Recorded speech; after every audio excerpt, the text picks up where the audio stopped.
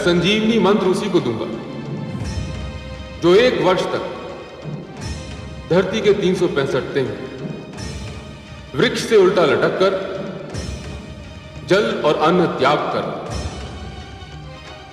केवल जलती हुई पत्तियों का धुआं पीता रहा पूरे 1 वर्ष।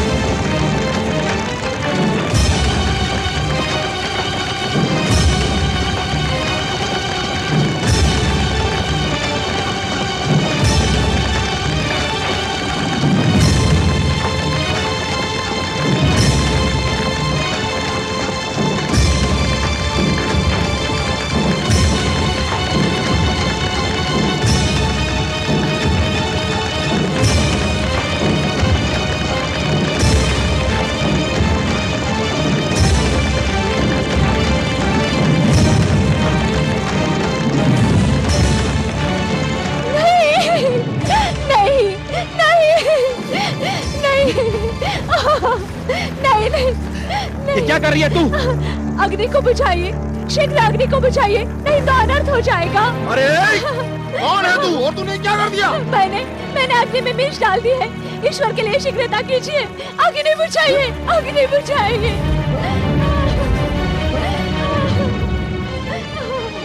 हर्षल, हम अग्नि नहीं बुझा सकते, गुरुदेव का यही आदेश है। नहीं, अग्नि बुझाइए, अग्नि बुझाइए, छोड़ दीजिए मुझे, छोड़ दीजिए, छोड़ दीजिए मुझे, छोड़ दीजिए, छोड़ दीजिए मुझे, ईश्वर के लिए छोड़ दीजिए, छोड़ दीजिए मुझे, ईश्वर के लिए छोड़ दीजिए, छोड़ दीजिए, नहीं तो अनर्थ हो जाएगा।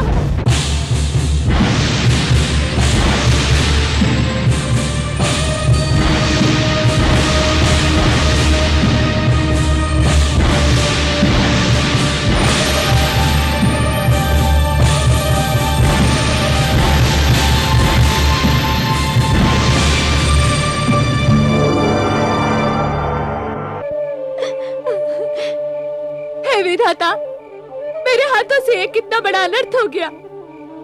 मैंने तो केवल गुरु शुक्राचार्य का अनुष्ठान रोकना चाहा था, उनके प्राण नहीं लेना चाहती थी मैं। धिक्कार है मुझे, कितनी स्वार्थी हूं मैं। केवल देवलोक को बचाने के लिए, अपने पिता के हित के रक्षा के लिए मैंने एक महान विद्वान, एक महातेजस्वी, एक महाज्ञानी गुरु से कितना घिनौना छल किया है। पापी हो गई मैं ईश्वर, पापी हो गई। कैसे धुलेगा ये धब्बा, कैसे होगा इस पाप का प्रायश्चित? हे विधाता, मेरी सहायता करो, गुरु शुक्राचार्य को कोई क्षति न पहुंचे। हे शिव शंकर, उनके प्राणों की रक्षा कीजिए, उनके प्राणों की रक्षा कीजिए, उनके प्राणों की रक्षा कीजिए ईश्वर।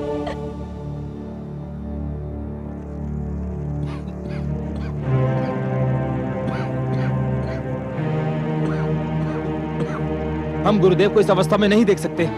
हर्षला में उन्हें वृक्ष से उतारना होगा। नहीं महाराज, हमें गुरुदेव की इच्छा के विरुद्ध कोई भी कार्य नहीं करना चाहिए। यदि हमने उनके अनुष्ठान में विघ्न डाला तो वो हमें कभी क्षमा नहीं करेंगे।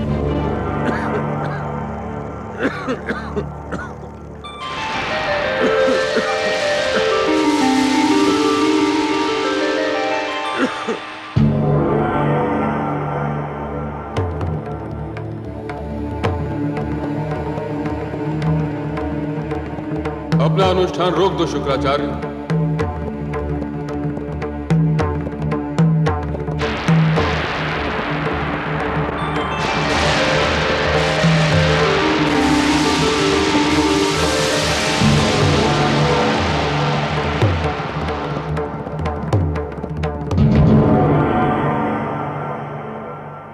घोर अत्याचार हुआ तुम्हारे साथ गुरु शुक्राचार्य, अक्षम्य अत्याचार। ऐसा षड्यंत्र देवराज और उनकी पुत्री को शोभा नहीं देता। परंतु तुमने अपना अनुष्ठान रोक क्यों नहीं दिया? मैंने तुम्हें पत्तियों का धुआं पीने को कहा था, मिर्चों का धुआं पीने को नहीं। हे महादेव, यदि मेरे प्राण भी चले जाते तो भी मैं इस अनुष्ठान को ना रोकता, क्योंकि आपको दिया हुआ वचन मेरे लिए मेरे प्राणों से अधिक मूल्यवान है। भोलेनाथ, मैंने जान लिया था कि तपस्विनी के वेश में देवराज इंद्र की पुत्री जयंती मेरे अनुष्ठान का बल्कि मेरा अंत करने की चेष्टा कर रही। पर महादेव, मैं चुपचाप ये अन्याय देखता रहा। आपका आदेश मेरे कानों में गूंज रहा था। मैं आपके आदेश की अवहेलना न कर सका। तुम धन्य हो शुक्राचार्य। ऐसी महान निष्ठा, ऐसी अपार सहन शक्ति का प्रदर्शन करके तुमने मुझे प्रसन्न किया। तुम ऐसी परिस्थितियों में भी अडिग रहे जिन्हें झेल पाना किसी के लिए भी संभव नहीं। मैं तो अब भी अपना अनुष्ठान पूरा करना चाहता हूं महादेव। आपसे संजीवनी मंत्र प्राप्त करने के लिए मैं कोई भी यातना झेल सकता हूं। अब इसकी कोई आवश्यकता नहीं। जयंती ने एक षड्यंत्र रचकर संजीवनी मंत्र पर देवराज इंद्र का अधिकार समाप्त कर दिया। संजीवनी मंत्र को प्राप्त करने के अधिकारी तुम हो, केवल तुम। देवराज तो अनुष्ठान के नाम से ही भयभीत हो गए थे।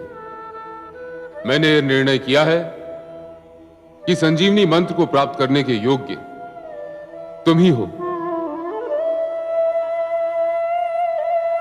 हे महादेव, हे भोलेनाथ, हे शिव शंभु, हे महेश, हे शंकर, आपको कोटि कोटि प्रणाम, कोटि कोटि धन्यवाद। मैं तुमको संजीवनी विद्या अवश्य दूंगा, परंतु ध्यान रहे, अधिकार और शक्ति का मद चढ़ जाए तो विवेक के पग डगमगाने लगते हैं, बुद्धि लड़खड़ाने लगती है। ऐसा बार बार हुआ है कि कोई महान शस्त्र, कोई महान शक्ति पाते ही मस्तिष्क में अहंकार भर जाता है और अहंकार के हाथों शक्ति का दुरुपयोग होने लगता है।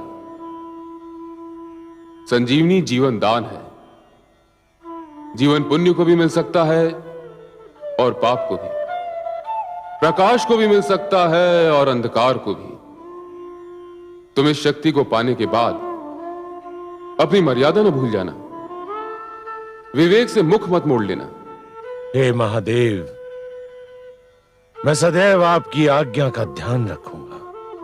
तो लो, मैं तुम्हें संजीवनी मंत्र प्रदान करता हूं।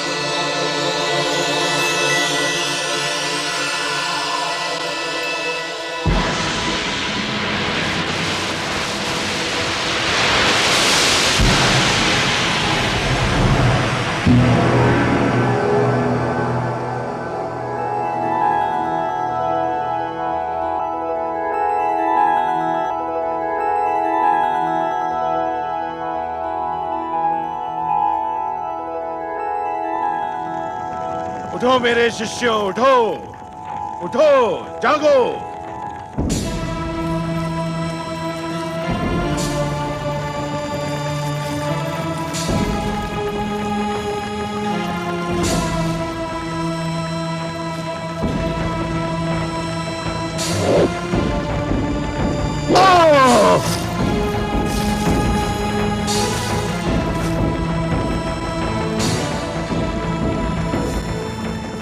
गुरुदेव, ये क्या किया आपने?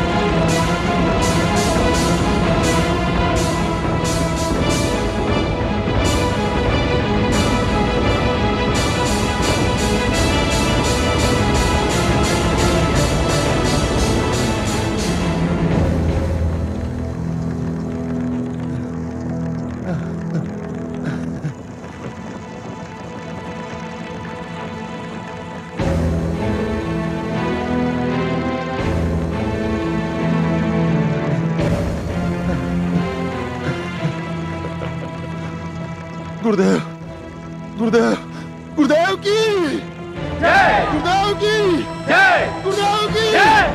गुरुदेव की जय! गुरुदेव की जय! मिल गया, मुझे संजीवनी मंत्र मिल गया। अब तुम्हें किसी को मृत्यु नहीं आएगी। यदि आएगी तो मैं उस मंत्र से तुम्हें पुनः जीवित कर दूंगा। मेरे प्रिय शिष्यों, तुम्हारा सौभाग्य लौट आया। मेरी तपस्या सफल हो गई। अब देवताओं से प्रतिशोध लेने का समय आ गया। मैं वर्षों से जिसकी प्रतीक्षा कर रहा था, वो घड़ी आ गई। सावधान, सावधान देवलोक वासियों, सावधान।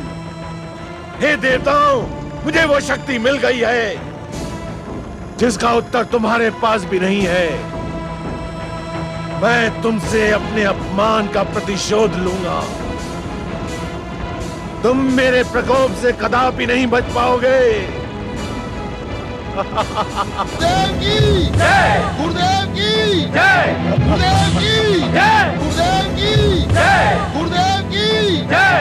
गुरुदेव की जय! गुरुदेव की जय! गुरुदेव की जय! गुरुदेव की जय! गुरुदेव की जय! गुरुदेव की जय! गुरुदेव की जय! गुरुदेव की जय!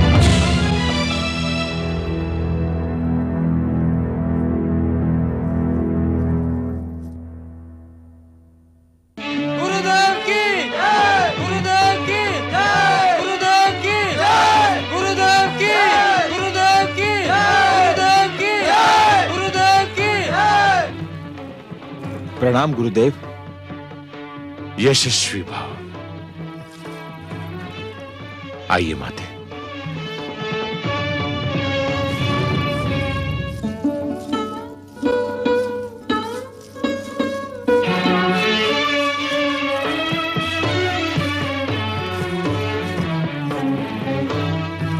आसन ग्रहण कीजिए गुरुदेव।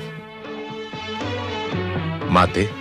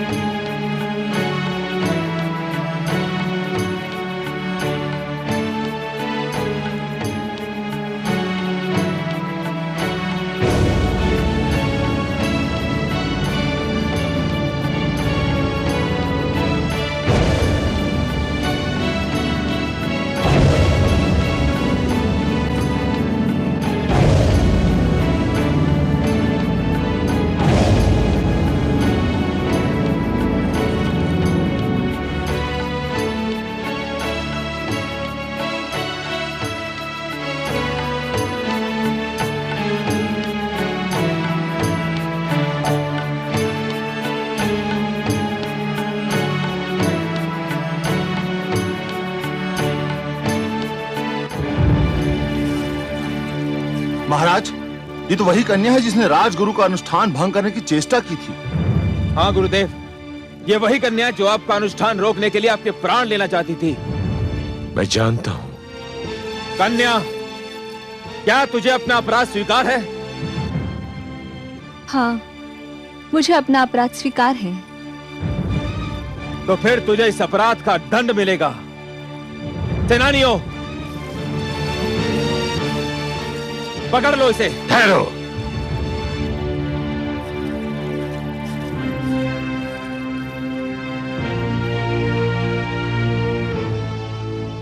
इस देव कन्या ने मेरा अनुष्ठान रोकने की चेष्टा की थी, इसलिए ये मेरी अपराधनी है। इससे प्रश्न पूछने और दंड देने का अधिकार केवल मुझको है, किसी और को नहीं। प्रश्न पूछने की क्या आवश्यकता है गुरुदेव? ये एक राजकन्या है और इसने भरी सभा में अपना अपराध भी स्वीकार कर लिया है। इसके साथ वही व्यवहार होगा जो एक शत्रु कन्या के साथ होना चाहिए। नहीं, न्याय विधान कहता है कि अपराधी को अपनी बात कहने और उसे अपनी रक्षा करने का पूरा अवसर दिया जाना चाहिए। किसी अपराधी से उसका यह अधिकार छीना नहीं जा सकता है। देवराजपुत्री। देवराजपुत्री? देवराजपुत्री?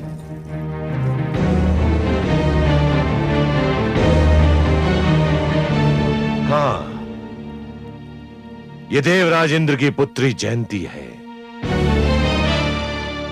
मैंने इसे उसी समय पहचान लिया था जब यह तपस्विनी के वेश में आई थी, जहां मैं अनुष्ठान कर रहा था। यदि ये सत्य है तब तो इसे एक पल के लिए भी जीवित छोड़ना मूर्खता होगी गुरुदेव। इसका निर्णय मैं करूंगा।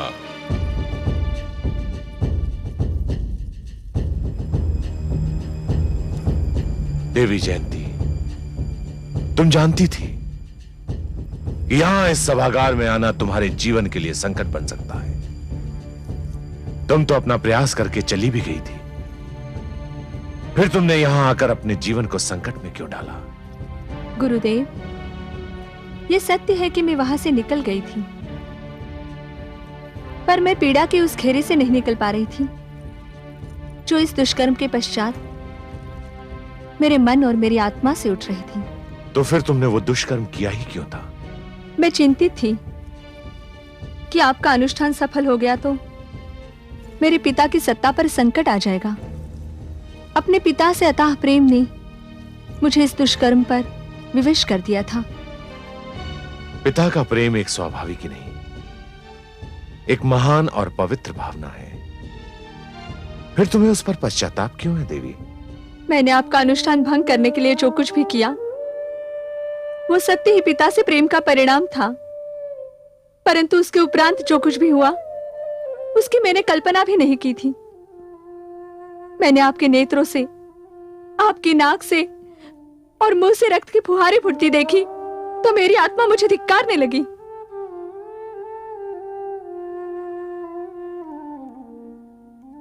और इसी कारण तुमने अग्नि बुझाने का भी प्रयास किया था? हाँ गुरुदेव, मैं अपने अपराध पर लज्जित थी।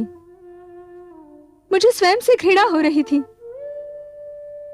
और यही लज्जा मुझे यहां खींच लाई। सामान्य परिस्थितियों में मुझे देवराज इंद्र की पुत्री से कोई सहानुभूति ना होती, परंतु तुमने अपना अपराध स्वीकार करके यह सिद्ध कर दिया कि तुम्हारे हाथ अपराधी थे, परंतु तुम्हारा मन नहीं। तुमने सत्य बोलकर मेरा हृदय जीत लिया है, क्योंकि यदि सत्य का परिणाम जानते हुए भी कोई सत्य बोले तो वो अवश्य आदर का पात्र होता है। और इसीलिए मैं तुम्हें इस अपराध के लिए क्षमा करता हूं। अपराध क्षमा किया जा सकता है गुरुदेव, आप नहीं। तुम क्या कहना चाहती हो? आपकी प्रदान की हुई क्षमा मेरे अपराध का बोझ अवश्य हल्का कर सकती है, परंतु मैंने केवल अपराध नहीं, पाप ही किया है और इस पाप का बोझ मेरे मन से तब तक नहीं हट सकता जब तक कि मैं इसका प्रायश्चित न कर लूं। मैं तुम्हारी भावनाओं का आदर करता हूं देवी। यदि तुम समझती हो कि प्रायश्चित तुम्हारे लिए आवश्यक है और तुम्हें उससे शांति मिल सकती है तो ठीक है, यह अधिकार भी मैं तुम्हें देता हूं। तुम अपना प्रायश्चित स्वयं निर्धारित करो। मैंने निर्धारित कर लिया है गुरुदेव। क्या? मैंने आपको शारीरिक कष्ट दिया था, आपके प्राण लेने चाहे थे। इस पाप का प्रायश्चित केवल सेवा और समर्पण से हो सकता है, पर यह तभी संभव है जब आप मुझे इसका अवसर दें। मैं अवसर दूं? कैसे? मेरा प्रस्ताव मेरी विनती मानकर। देवी, मैं आपका संकेत समझने में असमर्थ हूं, कृपया स्पष्ट कहें। मैं आजीवन आपकी सेवा और आपके समक्ष आत्मसमर्पण करने के लिए आपकी धर्मपत्नी बनना चाहती हूँ। क्या?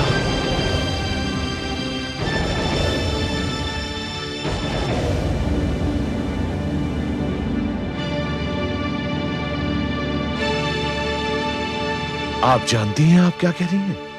भली भांति जानती हूँ गुरुदेव, और ये जानना चाहती हूँ कि आपको मेरा प्रस्ताव स्वीकार है या नहीं।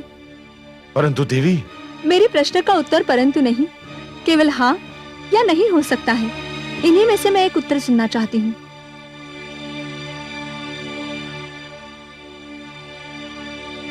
आपका मौन भी मेरे प्रश्न का उत्तर नहीं है गुरुदेव। देवी, यद्यपि आप जो भी कह रही हैं वो मात्र भावुकता है और कुछ नहीं, फिर भी मैं उसका आदर करता हूं। परंतु भावुकता ओस की उस बूंद के समान होती है जिसे सत्य के सूर्य की एक किरण मिटाने के लिए पर्याप्त होती है। मैं ओस की बूंद नहीं हूँ गुरुदेव, पत्थर का वो कण हूँ जो दिखने में बहुत छोटा और तुच्छ होता है, पर उसे कोई और अधिक नहीं तोड़ सकता। मैंने जो कुछ भी कहा वो भावुकता नहीं, मेरा सोचा समझा निश्चय है। हे देवी, आप देवराज इंद्र की पुत्री हैं और मैं दानवों का राजगुरु। देवता और दानव एक ही नदी के दो किनारों के समान होते हैं जिनका मिलाप संभव नहीं। मैं देवताओं और दानवों के मिलाप की नहीं, एक पुरुष और नारी के मिलाप की बात कर रही हूँ।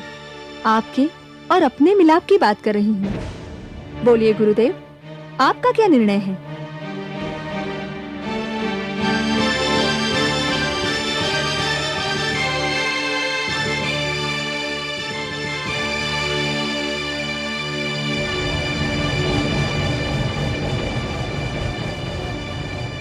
वो तपस्वी शुक्राचार्य, स्वर्ग की अप्सराएं भी जिसके पांव न डिगा सकी,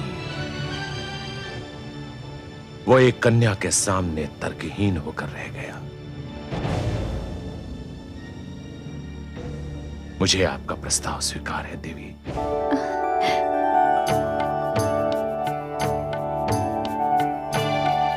जाओ, जाकर मेरी माता से आशीष लो।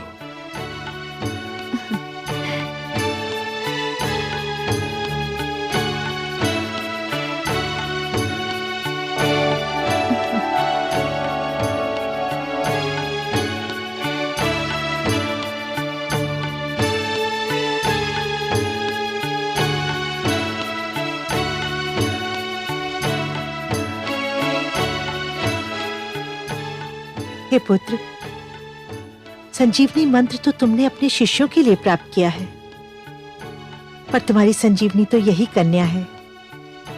ये तुम्हें सुख देगी, शांति देगी, परिवार देगी।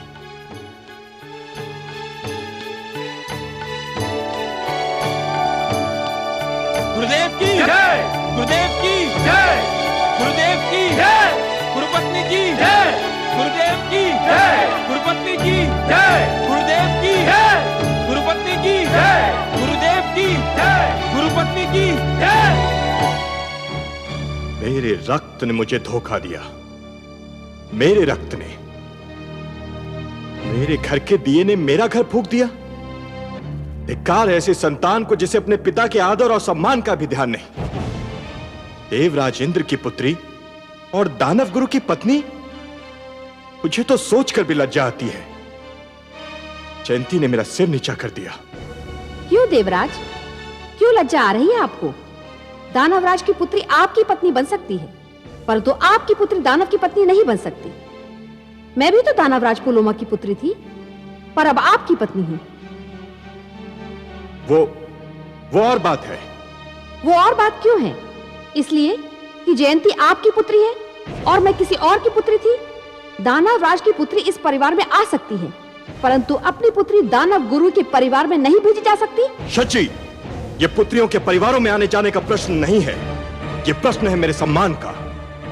दैत्य गुरु शुक्राचार्य हमारे शत्रुओं के साथ है, और जो शत्रु का साथी होता है वो भी शत्रु होता है। ये जानते हुए भी मेरी पुत्री शत्रु के गले में वरमाला डाले, इससे बड़ी लज्जाजनक बात और क्या हो सकती है? किसी के गले में वरमाला डालना एक कन्या का जन्मसिद्ध अधिकार होता है, और ये अधिकार आप जयंती से नहीं छीन सकते। वरमाला डालने का अधिकार है जयंती को, परंतु मेरा अपमान करने का अधिकार तो नहीं है। उसने आपका अपमान नहीं किया देवराज, उसे अपने किए पर पश्चाताप था। कोई भी व्यक्ति पश्चाताप का बोझ लेकर जीवन भर जी नहीं सकता। उसे विश्वास था कि केवल इसी ढंग से वो अपने मन का बोझ हल्का कर सकती है। इसी में उसका सुख है, तो फिर हम उसे कैसे रोक सकते हैं? मेरी बात मानिए देवराज, परिस्थितियों से लड़ना संभव न हो तो उनसे समझौता कर लेना चाहिए। ये नियति का खेल था। नियति से न आप लड़ सकते हैं न मैं। उसने अनुचित कार्य किया था, प्रायश्चित तो करना ही था। हम कैसे रोक सकते हैं?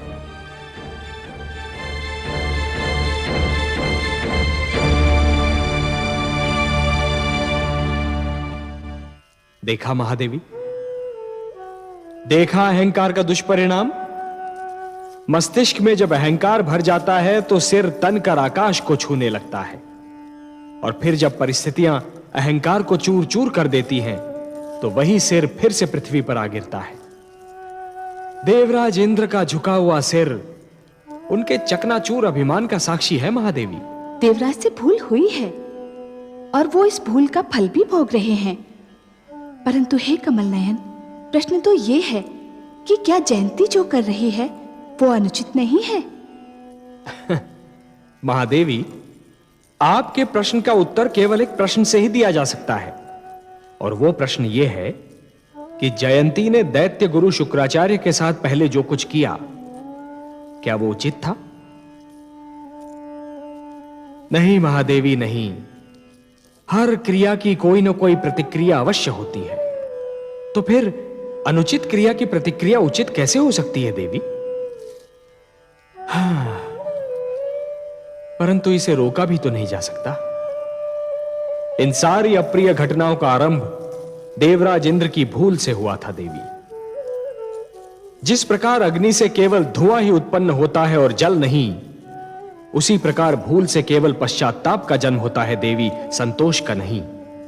तो ये घटनाक्रम कहां जाकर रुकेगा देवेश्वर? जयंती का यह निर्णय इस घटनाक्रम का आरंभ है देवी, अंत नहीं। इस आरंभ और अंत के मध्य अग्नि और रक्त की नदी बह रही है। दैत्य गुरु शुक्राचार्य को संजीवनी मंत्र का मिल जाना देवलोक के लिए एक अशुभ समाचार है।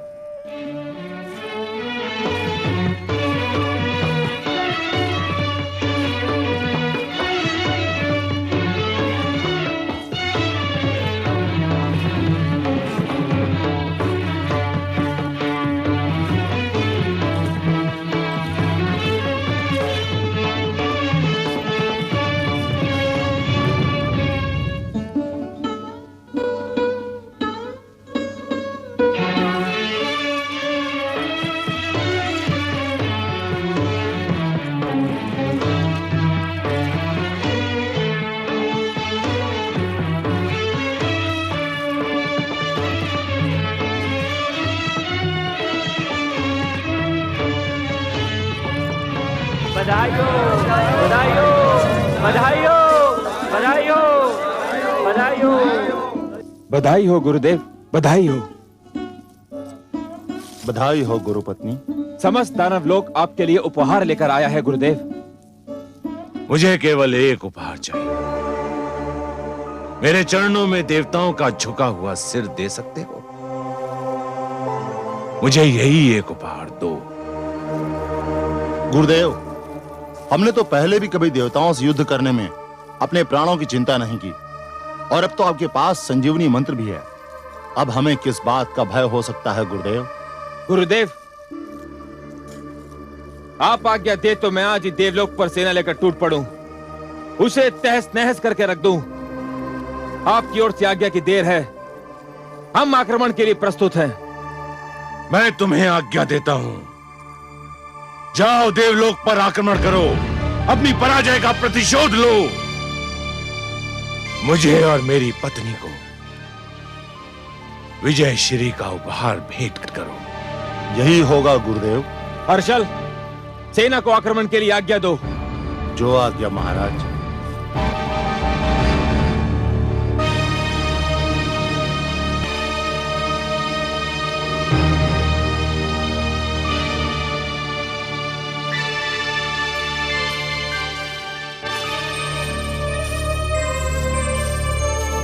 देवराज। चित्ररथ, मलय केतु, बोलते क्यों नहीं? देवराज, दानवराज कालकेतु ने देवलोक पर आक्रमण करने की घोषणा कर दी है। उसकी सेनाएं आंधी की गति से बढ़ी चली आ रही हैं। देवलोक में युद्ध की घोषणा कर दो, सेनाओं को तुरंत बाहर निकलने और दानव सेना का सामना करने का आदेश दो। जाओ। जो आज्ञा देवराज।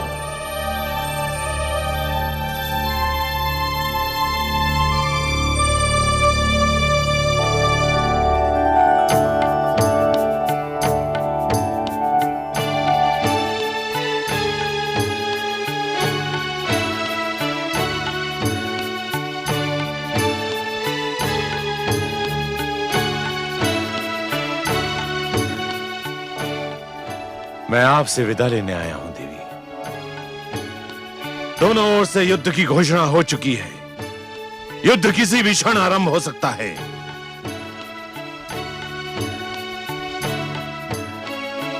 देवी, आप युद्ध की बात सुनकर चुप क्यों हो गई? क्या यह संभव नहीं कि युद्ध ना हो स्वामी? युद्ध ना हो यह आप इसलिए कह रही हैं कि ये युद्ध आपके पिता श्री देवराज इंद्र के विरुद्ध घोषित किया गया है। आपने जब मेरे सम्मुख विवाह का प्रस्ताव रखा था तो उसी समय मैंने आपको सावधान कर दिया था कि मेरे संग रहकर आपके जीवन में कई क्षण ऐसे आ सकते हैं जब एक ओर आपको पातिव्रत धर्म खींचेगा और दूसरी ओर पिता का मोह। नहीं स्वामी नहीं, पत्नी धर्म में मेरी निष्ठा का अपमान न कीजिए। मैंने युद्ध की चर्चा इस उद्देश्य से नहीं की थी। तो फिर किस उद्देश्य से की थी देवी? मैंने केवल इसलिए कहा था कि युद्ध का परिणाम अच्छा नहीं होता। युद्ध का परिणाम एक पक्ष की विजय और दूसरे पक्ष की पराजय होता है। आप जानती हैं देवी, इस युद्ध में किसकी विजय और किसकी पराजय होगी? स्वामी, क्या युद्ध में केवल विजय और पराजय होती है? और क्या होता है युद्ध में? क्या युद्ध सभ्यता की हानि नहीं होता? नैतिकता का पतन नहीं होता? क्या युद्ध मन में पलती हुई सुंदर भावनाओं का हनन नहीं होता? होता होगा, परंतु मेरे लिए नहीं।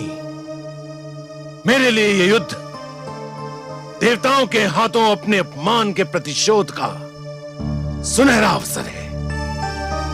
मेरे लिए यह युद्ध अपने दानव शिष्यों को दिए गए वचन को निभाने का अवसर है।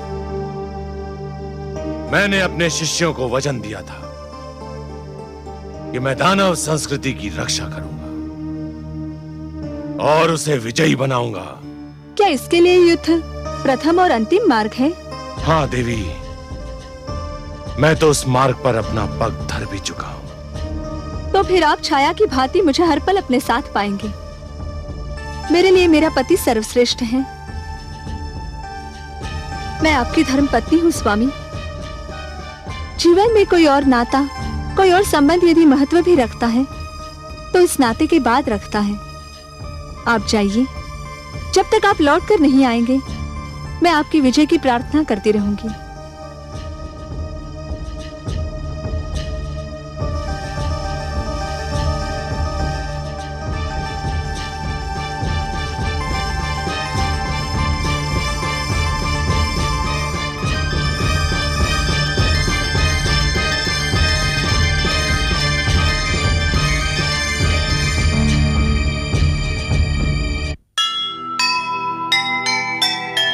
क्रोध द्वेष प्रतिशोध हैं अनुचित सारे काम, चाहे जैसा युद्ध हो सुखद नहीं परिणाम। प्रेम बनाए काज सब, द्वेष बिगाड़े काम। मन में प्रेम बसाइए, भला करेंगे राम, भला करेंगे राम। जो सुनेगा ये पुराण पाएगा सुख और ज्ञान, पाएगा सुख और ज्ञान। कर्म को ही धर्म जान, प्रेम की तू छेड़तान, प्रेम की तू छेड़तान। बीते युग बता रहे हैं, बीते युग बता रहे हैं, सत्य पथ पे चल सुजान। विष्णु पुराण